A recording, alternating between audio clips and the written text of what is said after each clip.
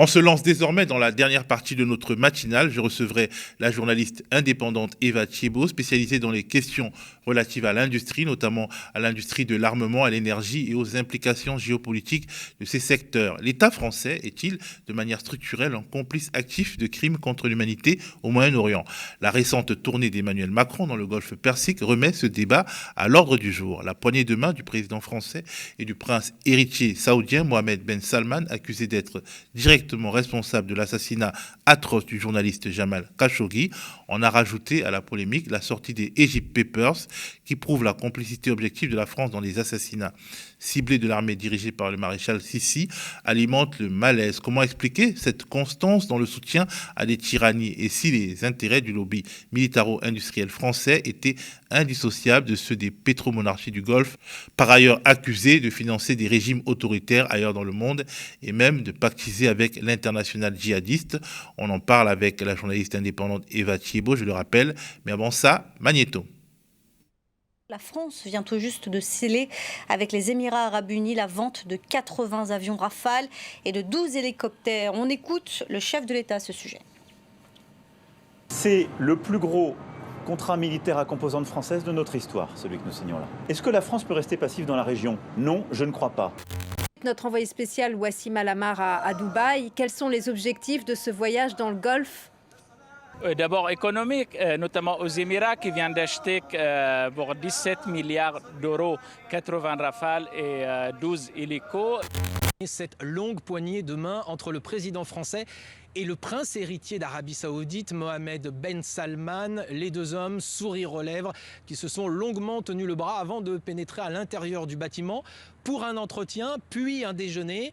Cette visite d'Emmanuel Macron, c'est la toute première d'un leader d'un grand pays occidental depuis l'assassinat en 2018 du journaliste saoudien Jamal Khashoggi.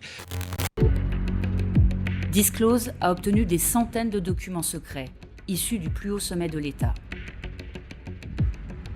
Notes de l'Élysée, de la direction du renseignement militaire, du ministère des Armées. Cette fuite sans précédent révèle les dérives d'une opération de renseignement clandestine en Égypte. Nom de code, Sirli. Mission, surveiller le désert occidental à la frontière avec la Libye.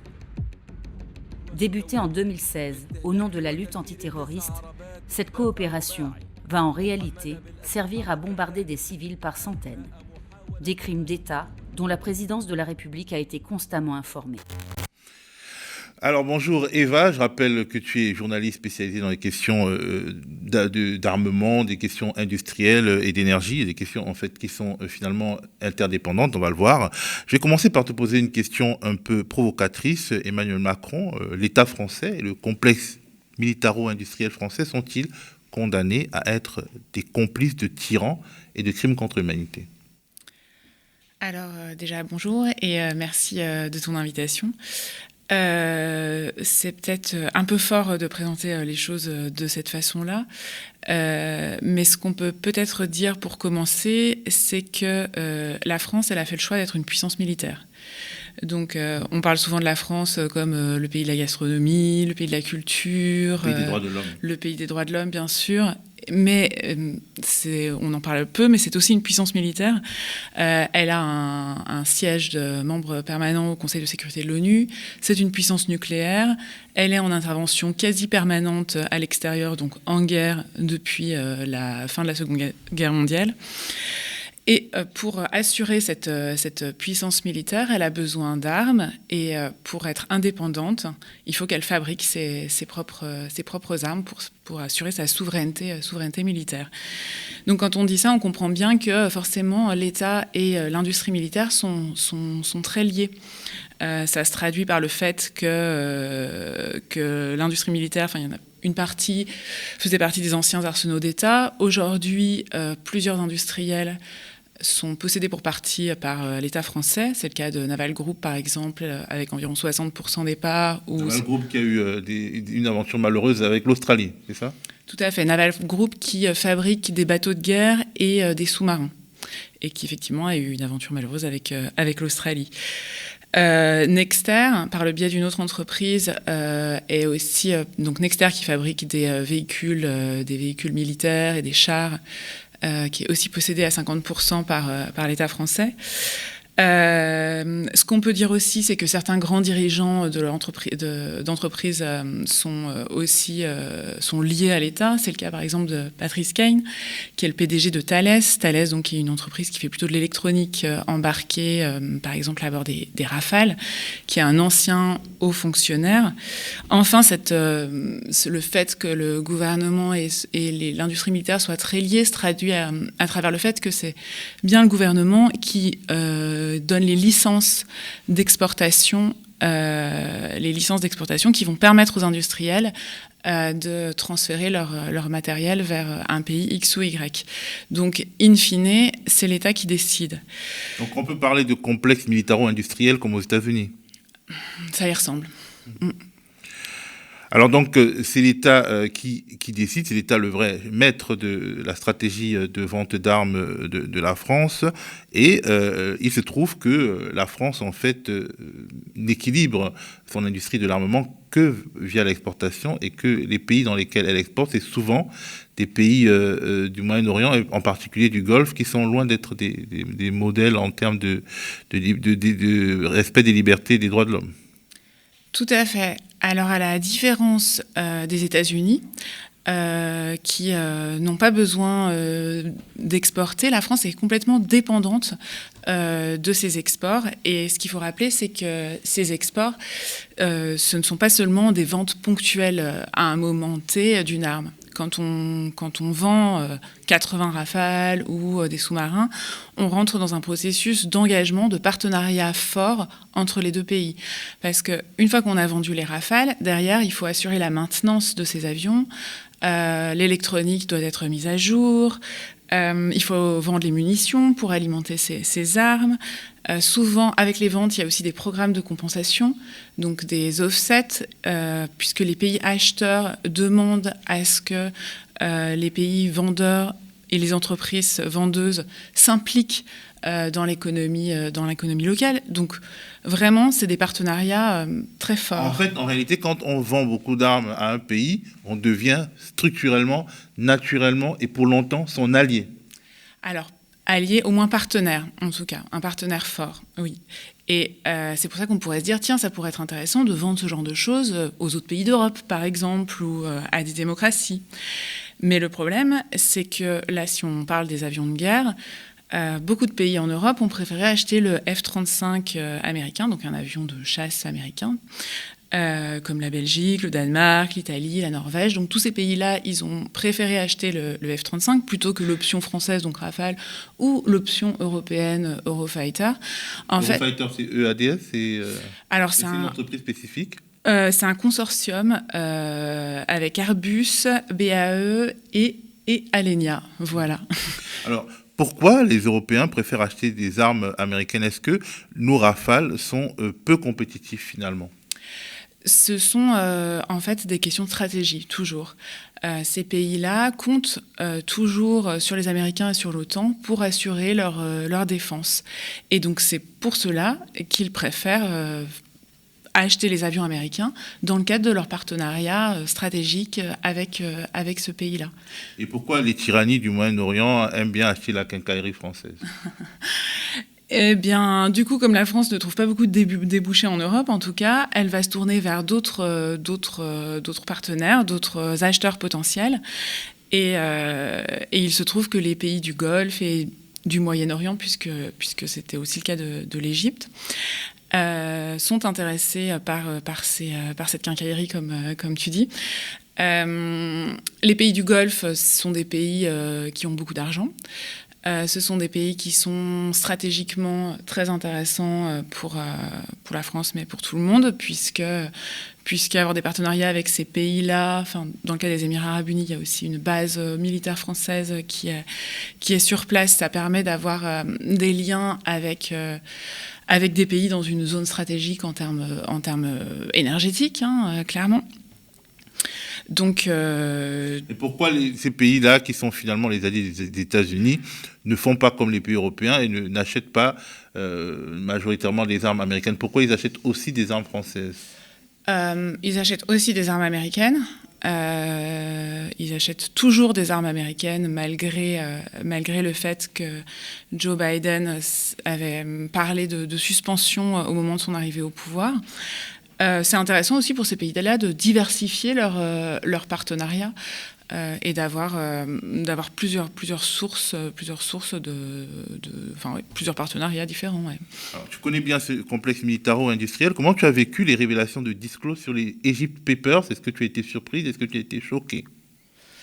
Et on rappelle que voilà, la France a vendu à l'Égypte des technologies qui lui ont permis de procéder à des assassinats ciblés de petits trafiquants de cigarettes et d'autres choses au lieu de faire de la lutte contre le terrorisme. Est-ce que c'est quelque chose qui est surprenant quand on s'intéresse à ce domaine de l'industrie de l'armement? J'avoue que j'ai trouvé ces révélations très intéressantes. Je trouve que le travail qu'a fait Disclose est très intéressant. Et est-ce que j'ai été surprise? On ne peut pas dire ça, mais je suis curieuse et j'aimerais en savoir plus, en fait, parce qu'au-delà de... Enfin, il y a évidemment la question des assassinats extrajudiciaires, qui est une vraie question très, très problématique. Mais comment se fait-il que l'État égyptien ait envie de bombarder des trafiquants dans le désert entre l'Égypte et la Libye? Enfin, ça me donne envie de creuser, en tout cas. Alors, tu as écrit dans Orient 21 un article intitulé « Du Yémen aux ventes d'armes, une entente indigne entre la France et les Émirats arabes unis ».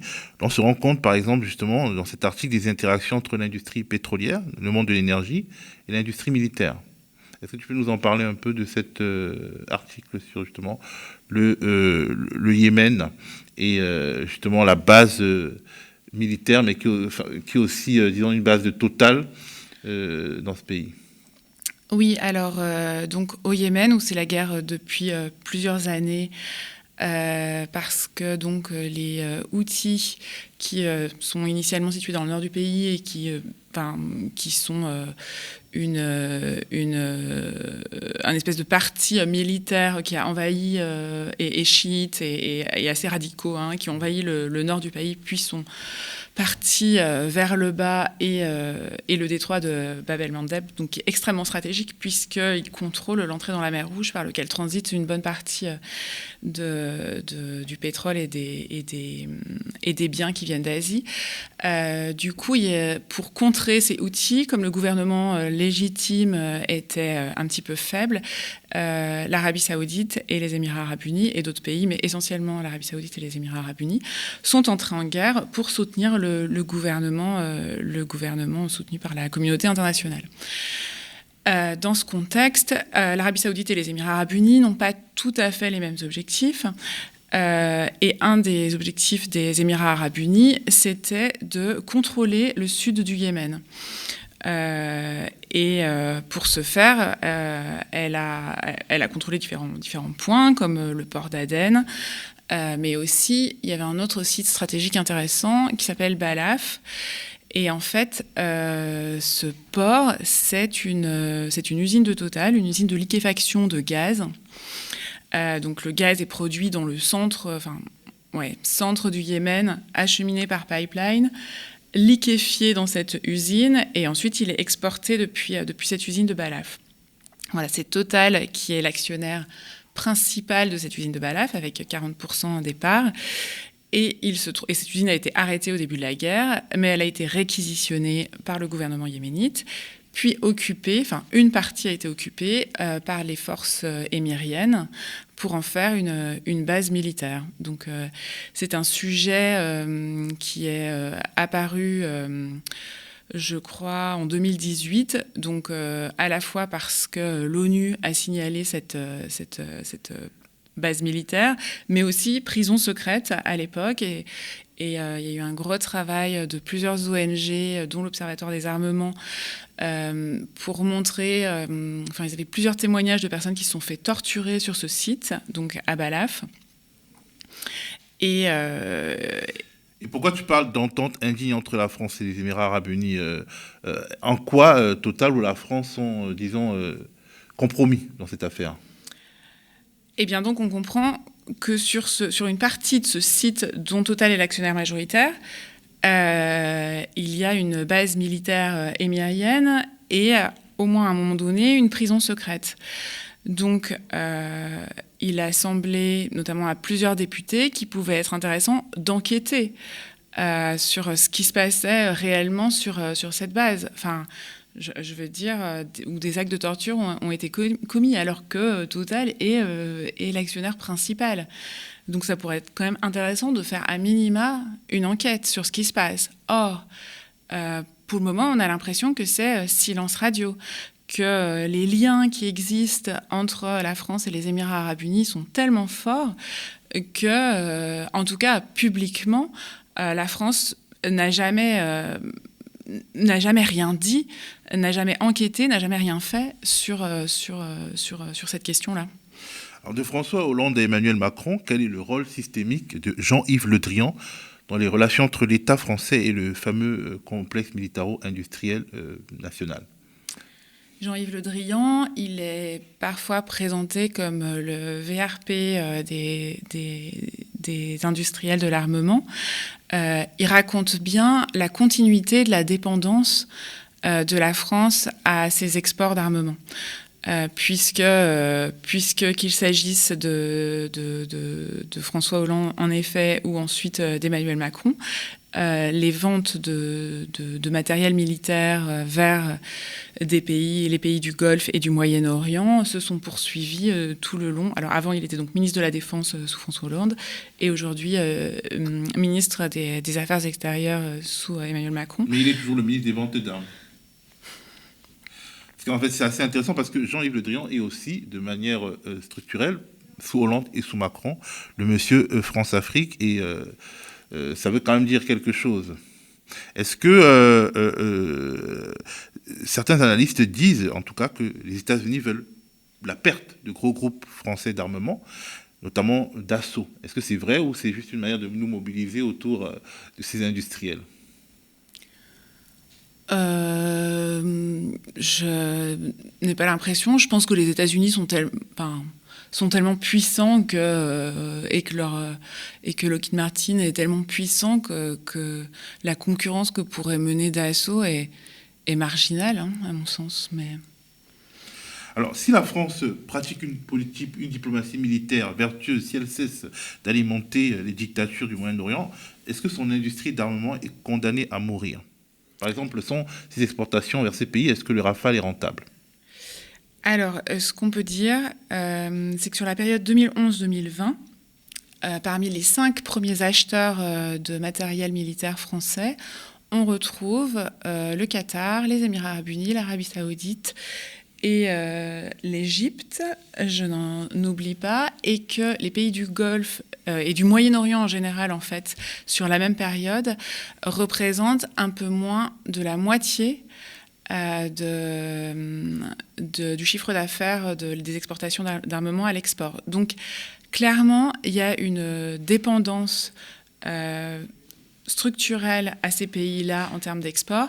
Et en effet, le fait que les entreprises d'armement, l'industrie de l'armement, soit aujourd'hui un secteur privé, l'oblige à être rentable.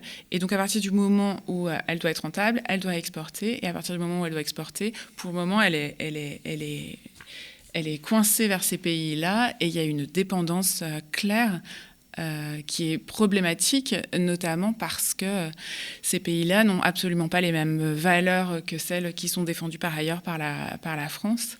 Tu as parlé tout à l'heure du meurtre de Jamal Khashoggi qui clairement montre la cruauté du régime saoudien. Mais les Émirats arabes unis ont en 2017, il y a eu des enquêtes qui ont montré un réseau de prisons secrètes au sud du Yémen des Émirats arabes unis. Enfin, ces pays-là ne sont clairement pas des amis des droits de l'homme. Ils ne sont pas des amis des droits de l'homme, et puis disons que leur agenda est souvent flou en termes justement de lutte contre le djihadisme. Et alors, on parle beaucoup en France d'islamo-gauchisme, on se repaît de ça, mais on a vraiment l'impression qu'il s'agit d'un islamo-affairisme, quoi, avec ces pays-là. Est-ce que la France n'est pas en contradiction quelque part avec les valeurs qu'elle prétend défendre, et notamment l'axe stratégique qui consiste à combattre le djihadisme qui a déjà fait des morts sur le territoire français? Oui, alors il y a eu cette enquête-là qui est sortie récemment dans le JDD, qui montrait les liens au Yémen entre les Émirats, l'Arabie Saoudite et le djihadisme. Oui, mais en fait, c'est un problème plus général. C'est la question de quelles sont les valeurs en fait, qui sont défendues par la France. Quelles sont les valeurs qui sont vraiment défendues par la France, au-delà des mots? C'est ça. Et comment est-ce qu'on fait? Parce que du coup, on voudrait vendre notre modèle démocratique, mais finalement, quand les actes de la France sont dans une telle contradiction avec ces valeurs, comment est-ce que ce modèle-là, il pourrait finalement séduire? Je veux dire que les personnes qui se retrouvent sous les bombardements, où elles peuvent avoir conscience en fait du décalage en fait entre ce qui est annoncé, les droits de l'homme, et puis la réalité de ce qui se passe. Alors, la France a longuement armé l'Irak de Saddam Hussein, puis l'a laissé tomber quand les États-Unis ont sifflé la fin de la récréation, la fin de l'ère Saddam. La France est-elle vraiment une puissance indépendante des États-Unis, ou alors on fait notre petit commerce militaire dans les limites que nous fixe le géant américain? C'est sûr qu'il y a toujours une dépendance aux États-Unis, ne serait-ce que par le biais de la réglementation ITAR, donc qui donne, quand il y a du matériel qui vient des États-Unis, les États-Unis peuvent choisir de le livrer ou pas. Et je parle par exemple de puces électroniques ou de choses qui vont venir à l'intérieur de... Donc de toute façon, il y a une dépendance aux États-Unis, quoi qu'il en soit. Après, je pense que la France a quand même une certaine indépendance. C'est-à-dire si on n'est pas gentil, si on livre des armes à des pays que les États-Unis ne veulent pas, en guise de rétorsion, ils peuvent arrêter de nous livrer des armes à nous. Des pièces... Alors, c'est assez préoccupant parce que justement, ces dernières semaines, on parle de pénurie en fait de pièces d'armement pour l'armée française, pas l'exportation. Et en fait, finalement, la réponse des autorités françaises, c'est que les alliés peuvent nous les fournir. Mais en fait, dès lors que justement les fournitures à l'armée française elle-même dépendent des pays étrangers, ça augmente une sorte de soumission aux États-Unis, si je comprends bien. En fait, il y a de nombreux liens d'interdépendance et de nombreux liens de dépendance. Et effectivement, mais de toute façon, oui, il y a une dépendance à ce qui est aux États-Unis. C'est évident. Il y a une dépendance aux exports. On crée de la dépendance aux pays acheteurs. C'est une situation complexe et multifactorielle. Merci beaucoup Eva Thiébaut. Je rappelle que tu es journaliste indépendante, tu travailles notamment pour Orient 21 et pour Le Monde diplomatique sur la question de l'industrie de l'armement, la question de l'énergie et la question, disons, des interactions géopolitiques que tout ça apporte. Merci d'avoir été avec nous. Aux médias, est-ce que tu avais quelque chose à rajouter? Oui, je veux dire aussi que j'avais écrit des articles pour Médiacité, qui est un média d'investigation locale, de longs articles sur la production d'armes en région. Et parce que tout ça semble parfois un petit peu nébuleux, et du coup c'est intéressant de montrer ce qui se passe sur le terrain et comment les industries locales aussi participent à ce qui se passe à l'étranger. Médiacité qu'il faut soutenir, il faut aussi soutenir le média, parce qu'il faut soutenir en gros la galaxie des médias indépendants. La contre-machinale du média, c'est fini pour aujourd'hui. Je vous le rappelle encore, au risque de me répéter, nous avons engagé notre collecte de fonds de fin d'année qui est d'une importance cruciale pour notre survie. Si vous le pouvez, participez à nous sauver. Donnez-nous la force de continuer en allant directement sur la plateforme OKPAL ou alors sur campagne.lemediatv.fr.